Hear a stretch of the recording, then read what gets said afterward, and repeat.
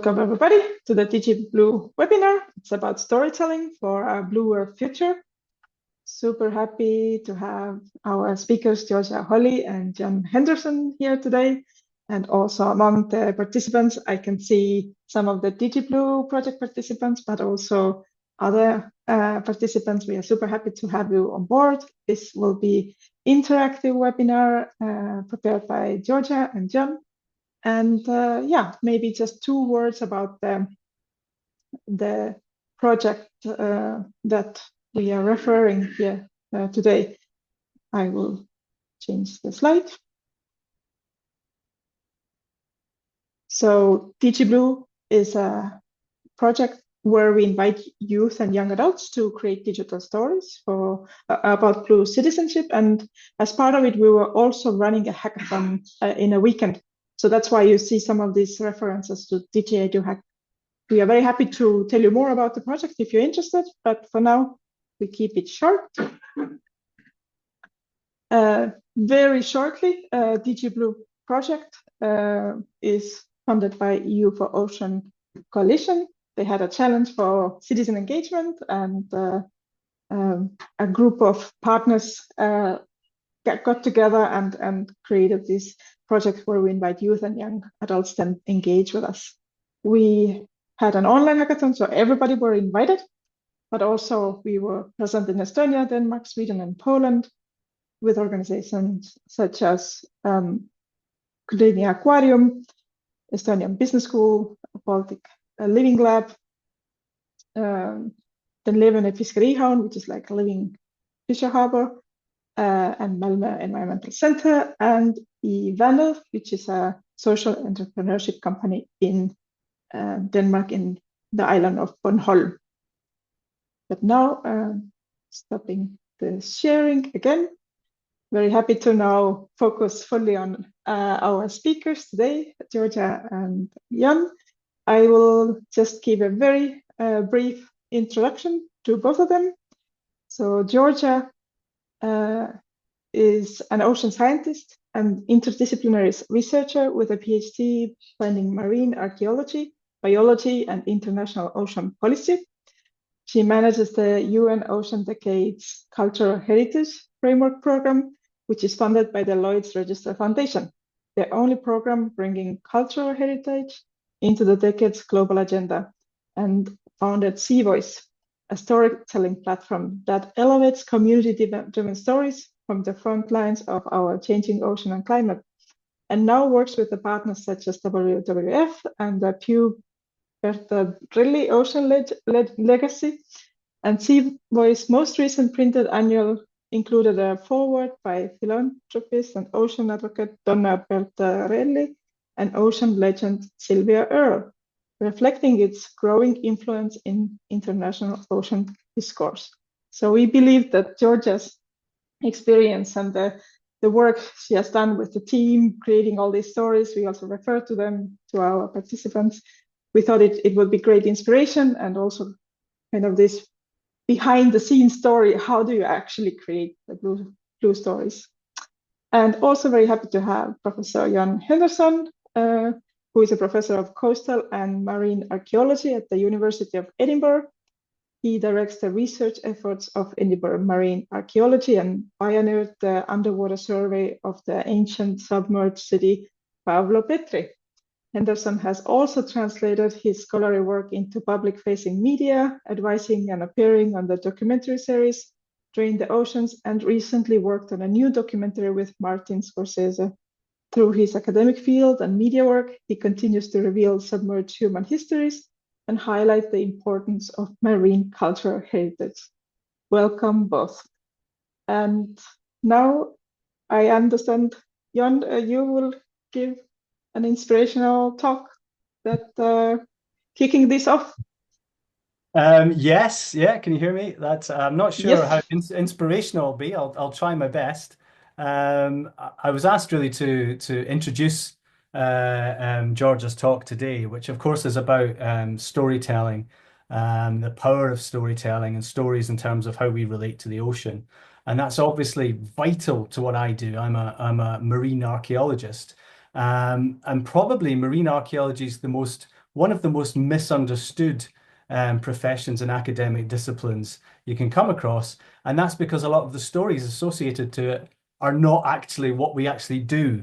And normally when I tell people I'm a marine archaeologist, I get three responses generally. One is, have I found any treasure?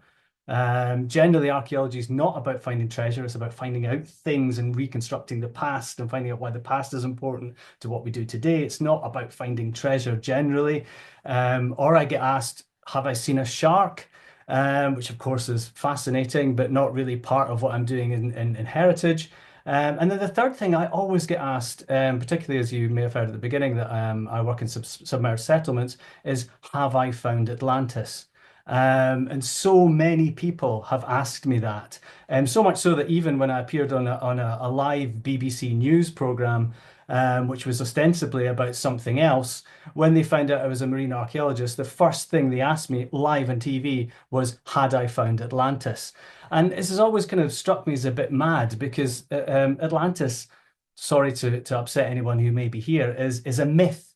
It's not actually something that exists in reality. It can never be found, except in the imaginations of people, and that's how it kind of stays alive. So it's a good example of a story that has had real resonance with people, that's really connected with people. There's something about a lost city at the bottom of the ocean, a once great kingdom that perished and vanished thousands of years ago, that people really connect with, in a way that people connect with, the Trojan War or the stories of Troy or things like that.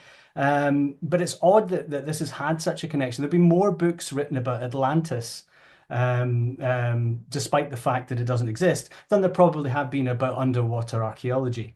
Atlantis, of course, written by Plato in the 4th century BC. He was a philosopher. It was about a dialogue, an imaginary dialogue, telling a particular story about the ultimately lawful men of the Athenians being triumphing over the Atlanteans, who were guilty of pride and hubris and all the rest of it. So it was a story telling a particular point, a philosophical point.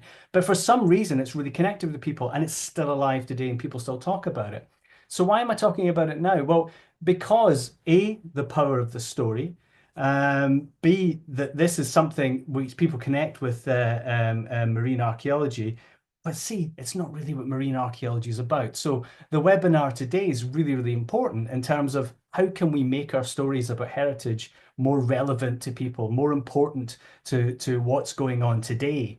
And my research is very much about how we use marine heritage in sustainable development strategies, but more widely in addressing the sort of degradation of the oceans, the degradation of the planet, the problems of climate change. And my research uses knowledge and data from the past, from past action in the marine zone and very much in the coastal zones, to inform solutions that can, help problems that we're facing in that zone. So how do we do that? What does that mean? I mean, it's about using, identifying things like more resilient species that were used by humans in the past, the way that humans lived in coastal areas in the past, how they dealt with climate change. And while this isn't going to answer every single problem that comes along, it does make the solutions that we come up with better. So it's a kind of a cliche in a way, but it's about using the past to inform the present. It's about really trying to learn from the, not hundreds of years, not thousands of years, but millennia of information we have of humans living along the sea and living as part of the sea. And the sea is absolutely vital to human development in a way that we don't really talk about. It's kind of, there's a strange thing in the world at the moment, and that we have, as sea levels are rising and beginning to flood coastal areas, almost in our own imaginations, the sea's not as important as it was to people maybe 100 years ago, 200 years ago, 300 years ago. The sea was central to human life. It still is today. There's still 90% of trade takes part by sea, but it's done in a way that's not as visible as it was in the past. So the development of humans is really related to the sea, the dispersal of our own species, fishing, seafaring, the development of farming, the roots of civilization. All of these things are about our relationship with the sea, and particularly in coastal areas. This is where people used to settle. Coastal areas can support larger populations. There's, good ecological diversity, marine life, and so on. So most of the things that happened in human history tended to happen on the coast. These were the theatres of innovation. These were the things things where people came together, new ideas came, and new exciting things happened. But they're also the areas that are under threat today by climate change. Whereas we see sea level rising, we're beginning to see coastal areas disappear. So we're losing that part of that heritage, if you like. And that's, I think, a really important message to get across, and something that we can, is central to marine archaeology. Not so much what Atlantis is about, but more about the reality of sunken cities, which I look at, and people are surprised by this. There are hundreds of sunken cities in the Mediterranean alone. And when I tell that to people, people tend to think that I'm just making it up or that I have myself gone mad. But the actual, story behind what we do is getting that message out there and getting why heritage and history is important. And this is very much the work that George has been doing in Edinburgh as part of the Cultural Heritage Framework project. And she'll be leading your webinar today. I'll take no credit for this at all. I was just giving an introduction. So I shall now leave you in the very competent and important hands of Georgia Hawley. Georgia. Thank you, John. Just one point before we jump totally into the webinar activities, we actually wanted to know a little bit more about the people who have joined. Is it okay, Georgia, if I do a very short interactive step so we know who you are? Yes, yeah. And I can see people already write hello in the chat. That's super nice. We love that kind of engagement. And we also prepared this Mentimeter. So please do click on the link and join in. I will meanwhile start sharing my screen.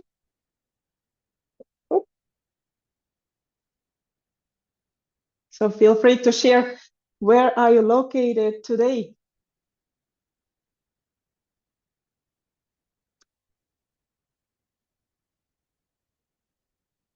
Wonderful, very international, beautiful.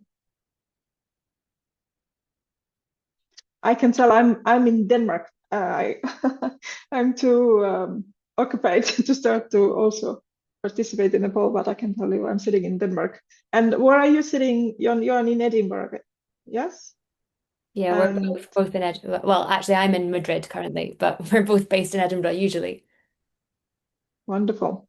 It seems everybody have answered, so I go to the next one. And this is asking about, what is your main role currently? We know we all study, we all do jobs and so on, but how would you say, what is your main role now? Are you mostly studying, or you're already working as a professional or doing other things? Oh, I should have put more categories. I can see there's a lot of other. You feel free to write in the chat what you do. That will be wonderful to know about our audience. Beautiful. I'll go to the next slide.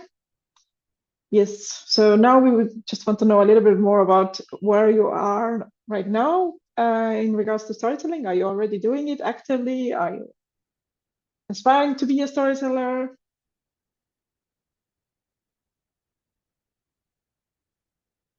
Wonderful. And feel free to share any links about the channels where you do your storytelling. Also, perhaps you do it offline. But also we are very happy to learn about people who are already doing it also for wider communities.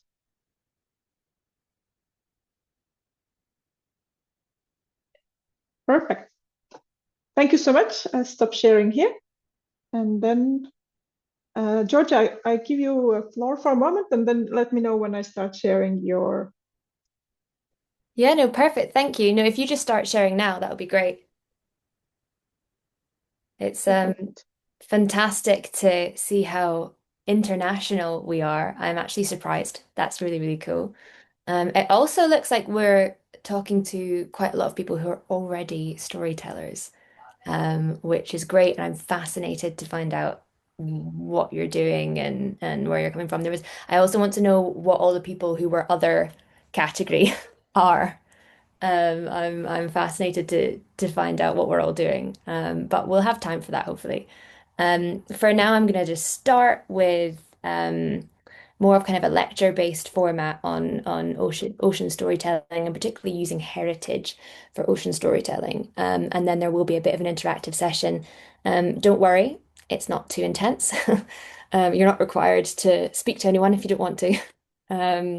But it's nice to get a little bit of interaction, and I think with this kind of group, it's a good amount. It's a good size for that. So yeah, do join in later. Next slide, please.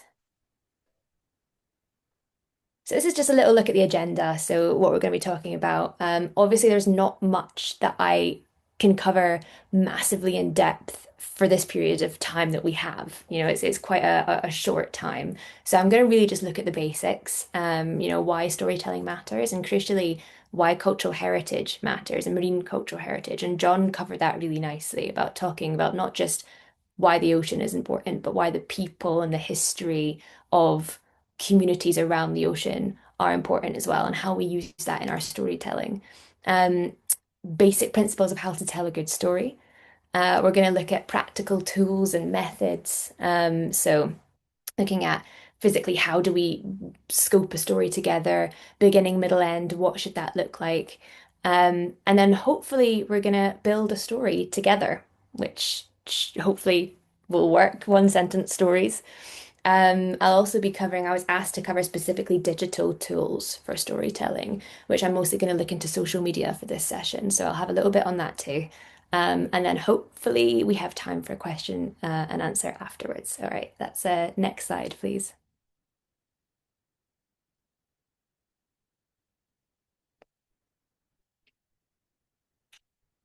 Okay, so I'm gonna start the session by telling a story because I think it's only fair, only makes sense. So my grandmother, who you can see right in the center left there, and that's me in the center right, in 2005, which ages me.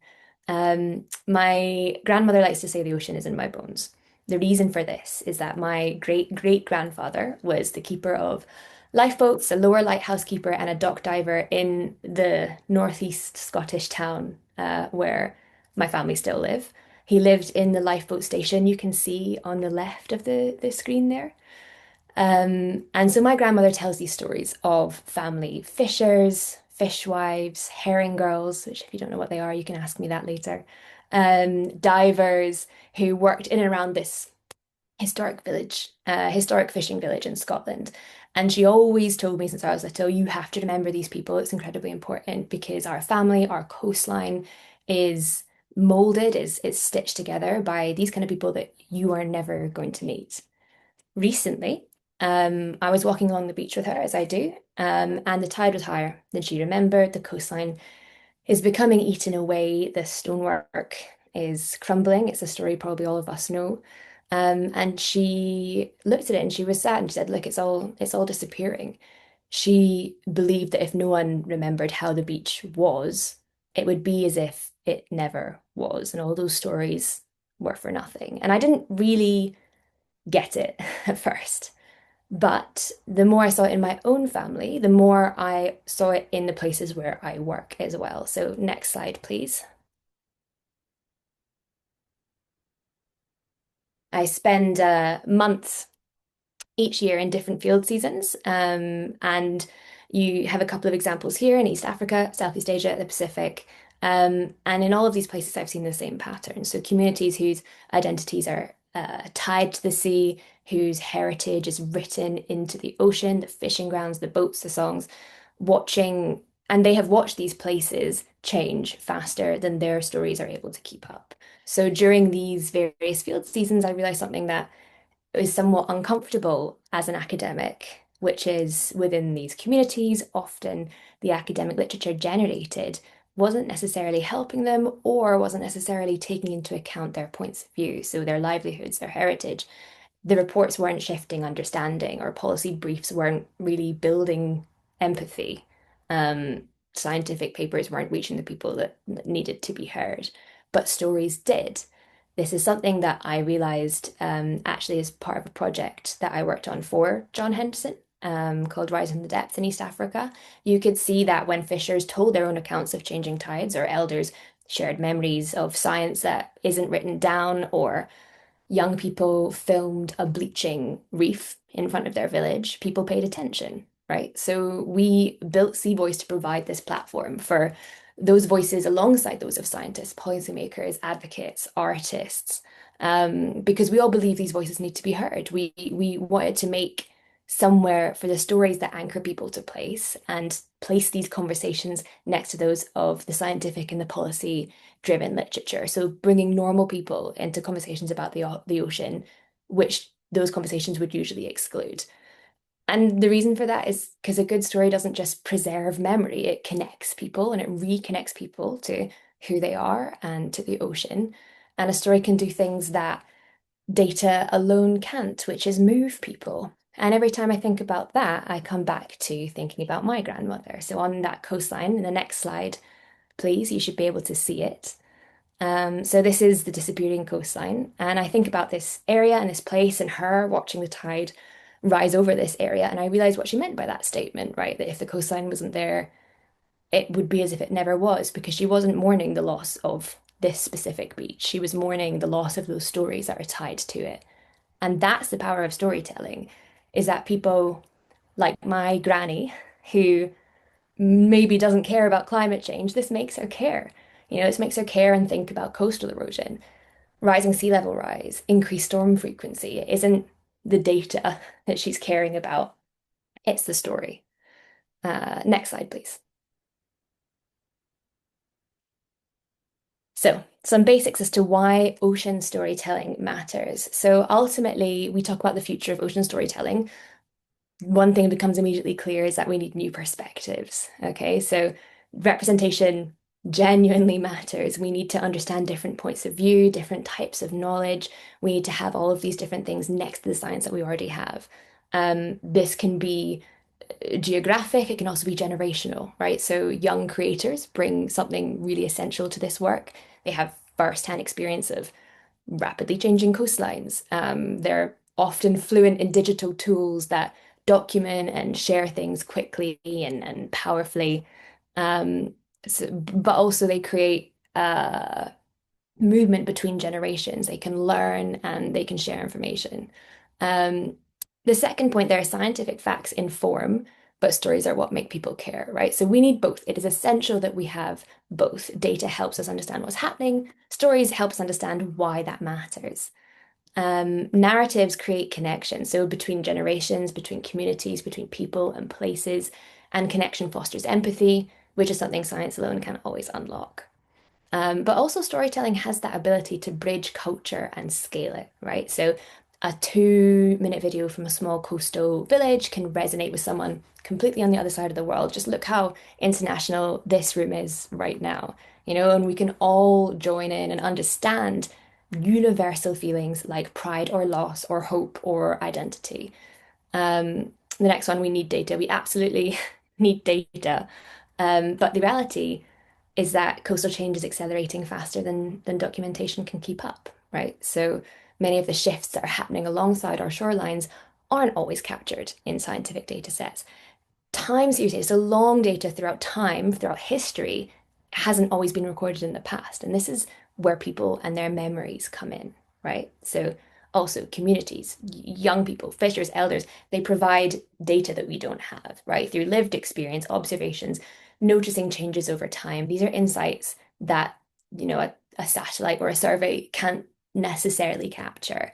And that's why everyone's perspective matters, right? Because people aren't just storytellers, they're witnesses, and they can fill gaps that science doesn't have to add to our data sets. Next slide, please.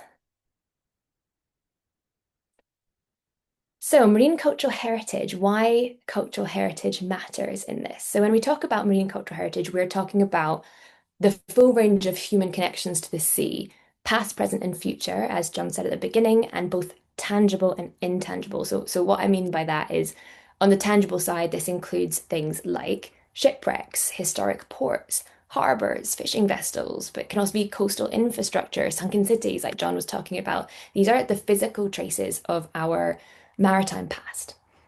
When we're talking about the intangible, we're talking about things that you can't touch, things like traditional knowledge, oral histories, navigation skills, fishing practices, songs, memories, things that often coastal communities carry.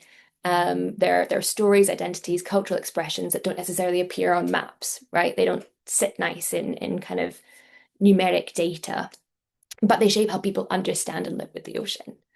And so this matters for storytelling because it gives our narratives depth and texture and meaning. When we can root these stories in cultural heritage, we move what can be quite abstract issues, right? Like erosion and climate change, and we can move them to being, how do these things change real people's lives, real histories, real identities? Next slide, please. So this shift is really powerful. And this can look at saying, for example, the coastline is changing, versus the next slide, please, saying that the place where generations gathered, worked, and remembered is changing. The difference between those two slides is really important, right? Because it's about how you connect to those pictures and those narratives. Yes, you might look at this kind of blue ocean and feel calm and feel serene, but it's forgettable. Whereas you look at these pictures of people, of faces, of seaweed harvesting, of coastlines, of fishing, stuff's happening, identities are there, people are there, stories are there, and you actually are able to put an understanding behind how the coastlines changing, as the example, are affecting everyday lives of people around us. And that's why marine cultural heritage isn't just a background element, right? It's one of the strongest tools that we have for telling these kind of compelling and human-centered ocean narratives. Next slide, please. So, how to do it, how to tell an effective ocean story. So, when we think about what makes an ocean story truly memorable, there are a few key ingredients that always matter, right? So, first, you need this clear message. The audience should walk away understanding exactly what you want them to remember, whether it's a change that you've seen, or a place that's at risk, or a call to action, right? Then you need an emotional connection. So facts and figures, incredibly important, but emotion is what makes people care. So those feelings that we talked about before, right? Pride or loss or hope or belonging, identity, these feelings help your story stick because they're universal. And then every story needs a strong structure. So every digital piece, it doesn't matter what kind of story you're telling, it benefits from a beginning that sets the scene, a moment of tension in the middle, a moment of change, like every story you've ever read, and an ending that leaves your audience with something that you want them to think about, or an action, or something that they need to change. A strong sense of place is incredibly important as part of this, right? So especially in ocean storytelling, harbors, reefs, beaches, I think these things are beautiful, they're attention grabbing, and it gives your story, it gives it texture, it puts your audience there with you. It's a really, really useful tool. Of course, at SeaVoice, we place special emphasis on cultural heritage. It's our secret ingredient, for all of this. Rooting our stories in memory and tradition and local knowledge, making them more meaningful and deeper, and helping people understand why the ocean matters beyond science alone. And finally, what's really important is ethical principles. And this is incredibly important if you want to be engaging with cultural heritage. First of all, respect is incredibly important for communities, for cultures, for the oceans yourself, for the ocean itself, even, if you're telling a personal story versus if you're telling the story of someone else, it's incredibly important to have respect for that. Also, it's incredibly important to have accuracy. So especially working with science or lived experience, making sure that everything you're saying is correct. And purpose. So knowing why you're telling this story and what change you hope is going to support. Often questioning yourself, should it be you telling this story, or should you be passing the mic, passing the stage to someone else, is also a really important thing to think about.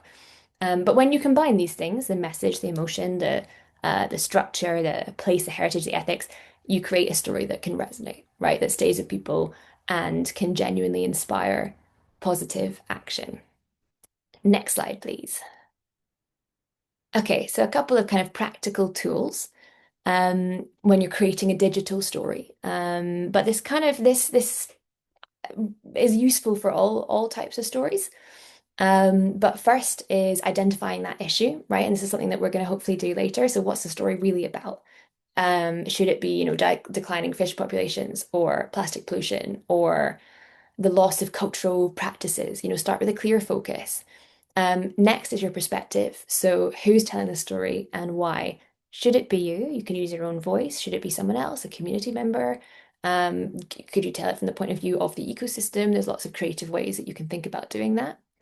Then choose an anchor. And this is something that we're going to talk about. This can be what we do as SeaVoice, a heritage anchor, but it could also be a personal anchor, a place anchor. And what I mean by that is something that gives the story depth. So it might be a traditional practice or a family member or a local landmark.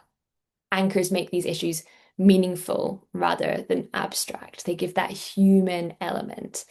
And then once you do know your story, picking the right digital format. Okay, so some stories work as short videos. If we're talking about social media, mostly it is very short. But others might be audio pieces, visual collages, or different hybrid formats. The medium needs to support the message and the audience that you are trying to reach. And then finally, bringing action into storytelling, which is something I talk quite a lot about in this, is really making sure that there is positive action and a message behind what you're doing. So for that, specific elements are really necessary, like specificity. So that one moment, that one place, that one, make it really, really clear what you need from people and what you want people to understand. The tension we discussed, so what's the risk, the call to action, so what should your audience feel or think or do that's going to change something, and that emotional bridge that brings it all together, that feeling that connects the audience to the issue. So combining these elements, you create this story that's engaging, but also has the capacity for real change, for advocacy, for something to become better, to have an impact. So next slide, please. We're going to watch a couple of videos, hopefully if this works, if you're able to click on them. These videos, we're going to just talk through them very briefly and kind of point out a couple of things that we use to make these as impactful as we can. So Peretta, is it possible for you to click on them? I will stop sharing to ensure that the sound is coming along, and then I share again. Fab, thank you. I see there's been lots of talk in the chat. We've got a marine educator and founder of Blue Crew, very exciting. Performing artists. I am ready. Shall I click? Yes, please. It's 2025. We're at the midpoint of the UN Ocean Decade and 30 by 30. So with 5 years to go, young people are calling on our political leaders to step up and protect our seas. We wanted to hear from Scottish political leaders and young people alike, so we headed to Sea Scotland 2025. We got to witness the Young Sea Changers Scotland launch their youth manifesto for Scottish seas. And then we asked, what future do you imagine for our seas and coastal communities? It's vibrant and thriving, with many people making their living in a way that works with the sea, not against it, not destroying it, but supporting it to regenerate and replenish. And where people feel it is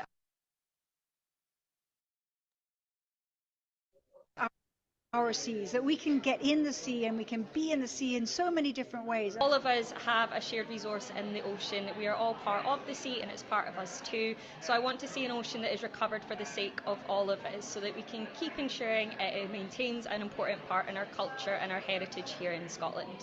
People that work in these local communities are able to still continue their livelihood while still maintaining the beauty of our oceans. That's really the ideal future I see. Beautifully clean beaches where our creatures can be safe, but also where we, our coastal communities, can go out and enjoy them.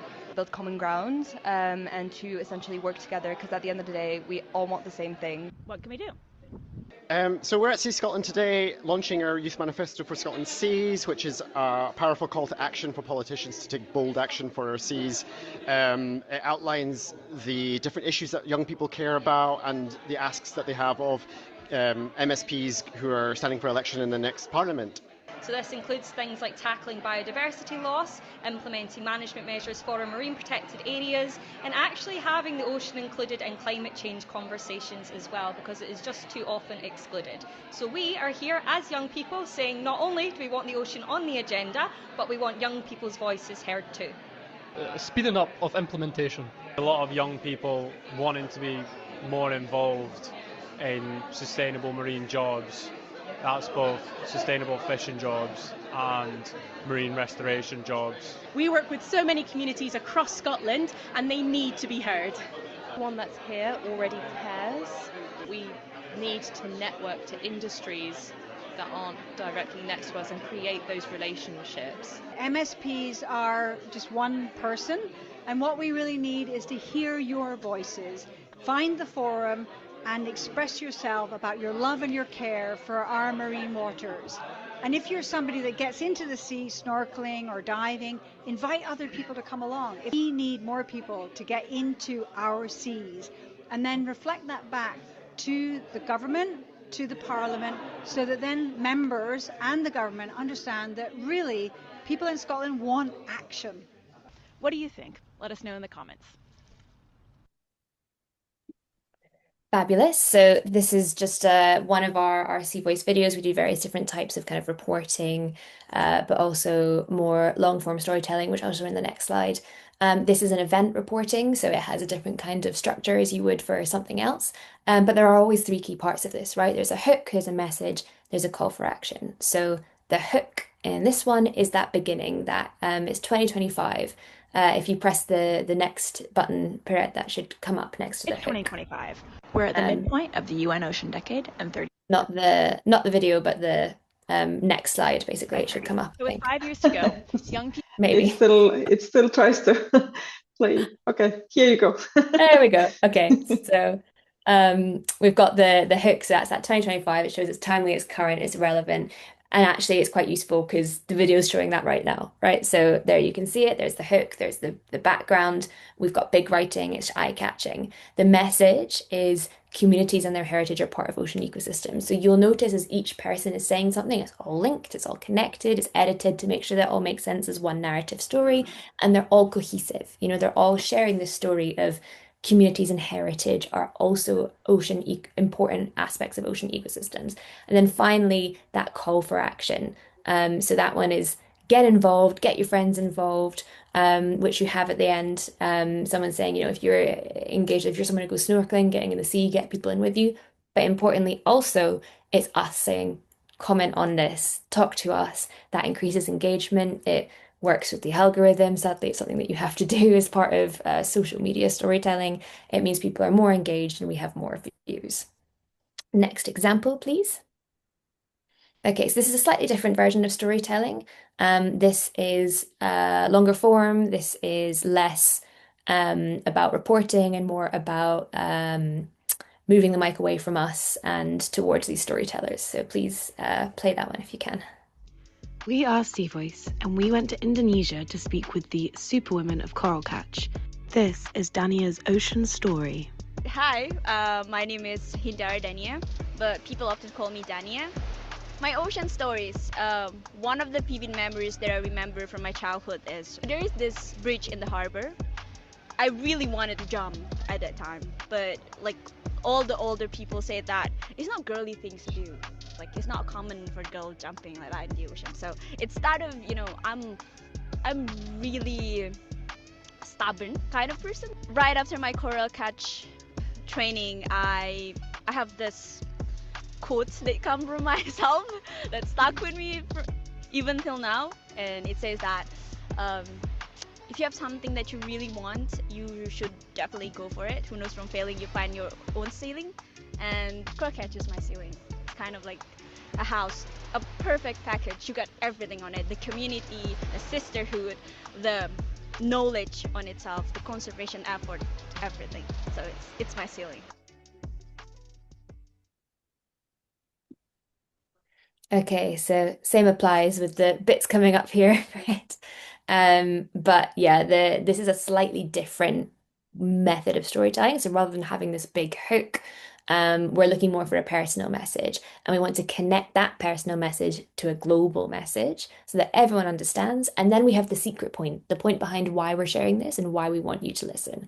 So the personal message here, you can go ahead and show it if it allows you to, is the her wanting to jump in the sea, right? It's her story. She's always wanted to jump in the sea, and she was always told that she couldn't, because girls don't jump in the sea. Okay, so that lends itself to a bigger global message. Okay, and the global message that she gives is finding your support network. So it's, yes, we can do it. I did it. This is how I did it.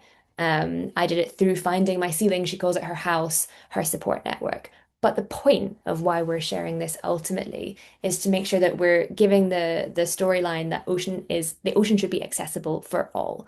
Okay, so in this case, it's talking about women and girls, but I think this has a general relevance, global relevance to a global issue, told from this one story, from this one perspective of this one person here in Bali in Indonesia. So that's the kind of the method of using those longer form kind of storytelling elements and still keeping them exciting and still keeping them something that you want to watch. Next slide, please. So this is going to be the last slide we do, I think, before we have hopefully a little bit of interaction, fingers crossed. This is very basic again. Hopefully we might be able to do more of these in more advanced formats. But for now, the basic things you need to know about digital tools for ocean storytelling are as follows. So looking at visual and audio as well, both of them composition. So what you will have seen in those two videos is strong visual anchors. So heritage landscapes, beaches, ocean, beautiful things to ground audience and ground their attention. Okay. Then audio that sets the mood. So it could be ambient sounds of the sea or relevant music or quiet music that kind of just takes you along with the story. Pacing is incredibly important. We're talking about social media here mostly, so there is a bit of a equation that needs to be sorted out, that needs to be seen to for these kind of really short form videos. Sadly, our attention spans are getting smaller and shorter and shorter. So you need to grab attention, you need to say the story in a quick way, because apps like Instagram, for example, are there to keep you scrolling, right? So you might have longer form media on your own website, on your own blog, on your own Substack. This is to kind of link people there. So pacing is incredibly important. So opening with that striking image or a question, building that tension as we talked before, and then concluding with that call to action or the big point that you want people to know. Editing, keep it simple. That's what we do at SeaVoice. Clean cuts, minimal transitions, clear titles and subtitles for accessibility is incredibly important. I can't remember who the quote is, but it's a quote like, if you're putting over accessorizing, you should look yourself in the mirror and take one thing off before you leave the house, and it makes you more chic. It's kind of the same for editing. It's like if you've over edited and you've added loads of elements and you've added loads of music and things flashing, look at it at the end from the perspective of an audience, take something away, and usually that makes a cleaner video. Then prioritizing clarity over complexity. So short formats like 30 to 90 seconds are often more effective than long formats for digital outreach. And that kind of quick story format that we're talking here is that kind of place, the person, and the change. So a memory, a community voice, and a shifting coastline, embedding that cultural heritage in really early, using visual storytelling to not just show, but to tell you what is going on through the voice of someone telling that story, be it you, be it somewhere else, including that clear call to action. What would you do if this was your shore? Or even a simple, what do you think? Even that can increase people's engagement with the story. And then optimizing that for sharing. So if you're on a mobile, vertical formats, readable text, accessibility, things like that are incredibly important. All right, where are we for time? Okay, next slide. So this is the Heritage Anchor Challenge. This is the bit where hopefully we can have a little bit of fun in the chat. And I see that people are already in the chat, which is great, and it means there's no excuses. So people can join it and get involved. It's not too much. You don't have to speak, you don't have to put your cameras on. It's more of a chat challenge, if you like. What we're going to do is we're going to create a story in one sentence, and it's going to be made from the following elements. So you have your ocean issue, which I'll describe later. your heritage anchor. So that anchor is what makes this human, what makes this important, what grounds this with a deeper meaning. And then your action, your call to action, your call to change. So something needs to change because of this story. Plastic pollution needs to have, single-use plastics need to be made illegal, things like that. So this is the next slide should be a little example, I think. Yeah, super simple. Ocean issue, for example, is overfishing. Our heritage anchor, what makes that human? What makes that relevant? One that I've given here is traditional fishers, but it could be as simple as a boat. That's a human element that links people to fishing. Action, protect artisanal fishers, because that's what's connecting those two, the overfishing, the traditional fishers. If it was a boat, it could be we are seeing that the boats are used less and we need to protect traditional boat makers or things like that. There's lots of different ways you could take this. Next slide, I think we should have some examples. Perfect. Example 1, so we've got our ocean issue is that plastic pollution. Our heritage anchor is a place here, so it's a community beach used for an annual seaweed harvest. And our action, we want to cut single-use plastics. So we build one sentence story from that. So the one sentence story looks like this. The beach where our community gathers seaweed each year is now covered in plastic, proving we urgently need to cut single-use waste. So we start with our heritage anchor in this case, then we bring in our ocean issue, and then we end with the action. We always end with the action. Next example, please. So coral reef degradation is the issue. A heritage anchor is traditional reef pathways, that have been taught to young divers. This is a generational thing. So this is elders teaching young divers navigation through the reef. Action, very simple. We must protect reef ecosystems. By making a sentence out of this, the traditional reef pathways taught to young divers are becoming unrecognizable. That's the issue. Showing why we must act now to protect these ecosystems. Simple. One final example is the story I told at the start. So I did exactly this at the very beginning of our session. The story I told had two meanings, two reasons that I told it. The first one was so I could introduce the SeaVoice story and why we came up with SeaVoice. The second was to do this exact thing. So introduce an issue, the coastal erosion, talk about that heritage anchor. For me, it was my own grandmother and her stories, and come up with an action. We need to strengthen coastal protection plans. So this, as the harbour wall crumbles and the tide rises over the places that my grandmother, heritage anchor for me, once described, her stories are disappearing with the coastline. Action, we must strengthen coastal protection plans now. So next slide. Over to you. This is now a time to write in the chat to come up with your own one-story sentences. This can form the basis of a much bigger thing. So one-story sentences can be a pitch for a story, for a documentary, for something like that. Keeping it really simple, I've said here, pick one issue. You don't have to necessarily use these issues. You can come up with your own issue if you would like. So these ones I've given: plastic pollution, coastal erosion, sea level rise, declining fish populations, coral reef degradation. You could go other places with this. It's totally up to you and what you care about. Then make your one sentence story using your issue, your heritage anchor, your action, and post it in the chat. And you've got that example at the very bottom there just to remind you how that sentence can look. So I will give it 5 minutes or so, and see what we come up with. And afterwards, we're just going to talk through a couple of them, read them out, see where our minds have gone with this, and hopefully we'll be able to compile them into a document or something to share at the end of this session. So yeah, I'll give us 5 minutes.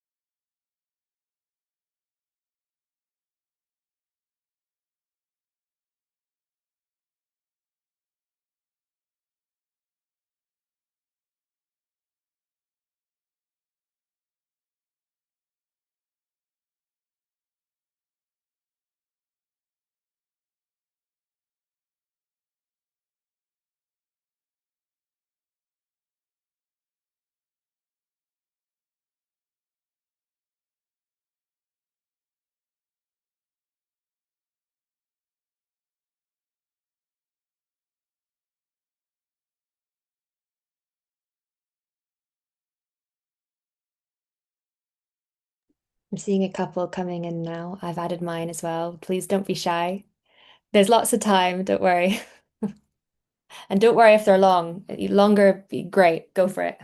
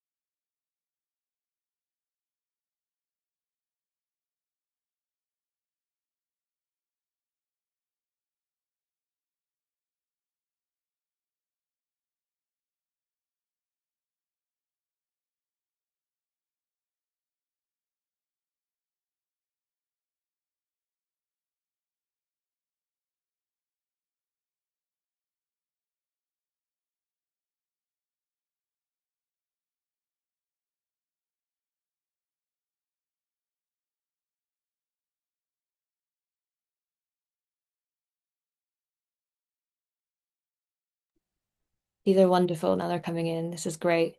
I'm gonna start reading through a couple of them. We've got a little bit. Oh, we're running out of time actually, aren't we, Puri? I'll look into a couple. I don't want to take over everyone's time, so I'm gonna read a couple of them and then we'll end.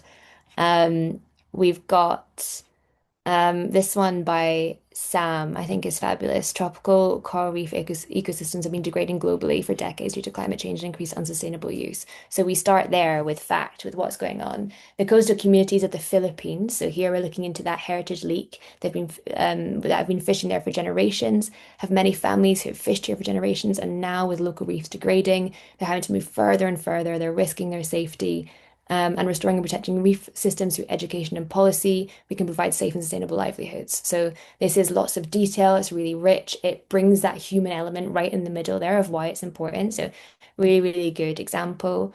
Another one by Bernardo. The beach was part of my childhood memories. This is a personal one. Is now gone as anthropogenic construction has disrupted ecosystems, the issue, and normal current patterns, and the action proving how we must improve the management of our coastal areas and culture. So a really, really good one there, really to the point, really clear. We have a few. Climate change is not only sea level rise, but also adaptation mitigation through different measures. Yes. What do we have today? Paul says to the intensification of commercial fishing, we're losing not only marine resources of our planet, but also thousands of years of human history and tradition of fishing methods across the world. So it really, that builds into, we're not just talking about the ocean, but we're talking about humans as well and how important that is. So having that human narrative. I'm worried my children will never see real-time corals. Yeah, me too. In the ocean, so we need to halt their degradation process ASAP. I love that one, Vera. I think that one's really powerful because I think everyone can relate to it. Through lived experiences with communities living with sight loss, we can learn how to connect more deeply to our coastal environment through their stories. How interesting. And understand the importance and their voice in the maritime sector, rethink our shared blue spaces, make the ocean more accessible. The point, everyone should be able to feel the health benefits of the sea that results into positive environmental stewardship. Exactly. Chloe has got one here. Off the shores of our communities still remember the devastation of the Deepwater Horizon spill, so bringing this into something topical, fantastic. The Gulf now faces a renewed risk from expanding offshore drilling. The risk, the issue. A reminder that we must push for stronger ocean protections and equitable clean energy transition. The action. Perfect. And the last one that I'll talk about because I don't want to take everyone's time. The small fishing harbour where my grandfather once caught cod daily now sees boats returning empty. Exactly. from Nazar, requiring strict new quotas to prevent the complete collapse of the regional ecosystem. So yeah, absolutely. All of these have that really human element. They talk about why this is important, not just because we need to increase fish stocks, not just because we need to decrease the rapid changing climate, and not just because of all of these issues, but because humans are the center of it, culture, heritage at the center of it, and it's all disappearing. And those are what makes really hard hitting and punchy stories. So fabulous. Thanks everyone so much for contributing. That's great. We'll put all of this into something that we can all access afterwards. And I'm really glad that we were able to do that and also look into the things that people are interested in here and the knowledge that we have as a group. So yeah, thanks so much. The last slide, I think, should just be a thank you. Yes, it is. The last slide is just a thank you. So yeah, check out our stories for more inspiration. Check out Sea Media, where we have various different forms of telling stories. We'll make these sentences available, and you can scan that QR code. It'll take us to our website. And please follow us on our social media. Thank you very much. Piret, back to you. Sorry for taking more time. No worries at all. It's just a very last message. Actually, we wanted to ask you also what your main takeaways are. So if you can go back to the Mentimeter, I will also grab the link again. Let me quickly take it. So share, copy, put it in the chat again, and share the slide. Oop, oop. There you go. And go to the next slide. Please feel free to share your main takeaway from today's webinar. I also wanted to promote that we are collecting digital stories. I will send it as a follow-up email with a link where you can read more about it. So DigiBlue project is about creating an online exhibition of digital stories. We don't give you a lot of time, I'm sorry. Actually, the deadline was end of November, but we can see that our groups need a little bit more time, so we'll extend it 1 week. So we also invite you to join in, create your short digital stories that we can then also exhibit alongside the youth that we have been engaging with. So we hope to keep contact, and thank you so much for sharing your links as well. We'll check them out, and your short stories. It will take us a few days to put things together, but you will get the link to the recording and the materials. So yes, and wonderful that you want to share with us your takeaways. This is really useful for us to also see, could we perhaps do similar events in the future as well. And big thank you for Jon and Georgia.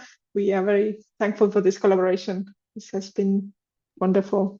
Yeah, thank you so much. And please, as well, we have various different things coming out with SeaVoice all the time too. So there's always lots of opportunities to submit stories for our upcoming volumes, and to collaborate with us on social media. There's all sorts of things. So please do if you want to get in touch as well.